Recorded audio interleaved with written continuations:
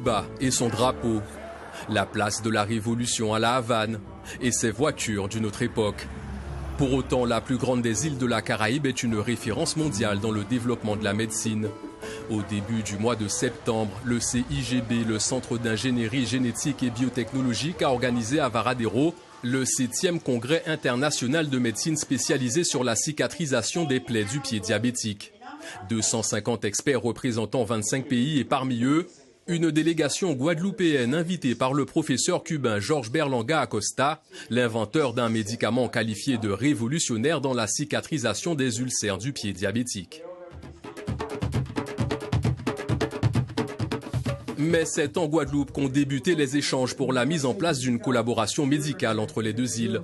À l'initiative du chirurgien orthopédiste Martin Mukissi Mukasa, expert en plaies et cicatrisation, le spécialiste cubain a été invité en juin dernier au centre médico-social PITA pour présenter sa thérapie et découvrir le laser médical mis en service récemment à la clinique de Basse-Terre pour soigner les escarres, les plaies de l'hypertension, de la drépanocytose et du pied diabétique. Ce sont des ulcères qui sont très très douloureux.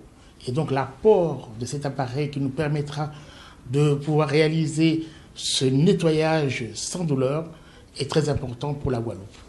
Une bonne prise en charge de plaies chroniques étant une prise en charge multidisciplinaire, le docteur Mukissi veut aller encore plus loin dans l'offre de soins en Guadeloupe.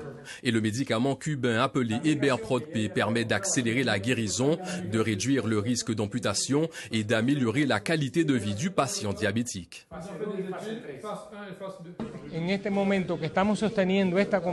Pendant que nous sommes en train de discuter, il y a probablement un patient en Guadeloupe qui se fait amputer et donc si vous arrivez à avoir ce médicament en Guadeloupe, cela aura un impact fort d'un point de vue sanitaire et social.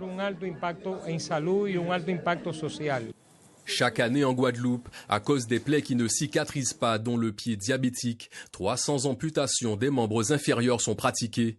La délégation guadeloupéenne composée du docteur Mukissi Mukasa, du docteur en pharmacognosie Henri Joseph, dont les travaux sur le galba sont prometteurs en matière de cicatrisation, et Stéphanie Jean, infirmière spécialisée du CMS PITA, ont rencontré à Cuba des experts d'Eberprod-P. Ce médicament a soigné plus de 450 000 Cubains, leur évitant l'amputation du pied. Il est déjà autorisé dans plus de 45 pays.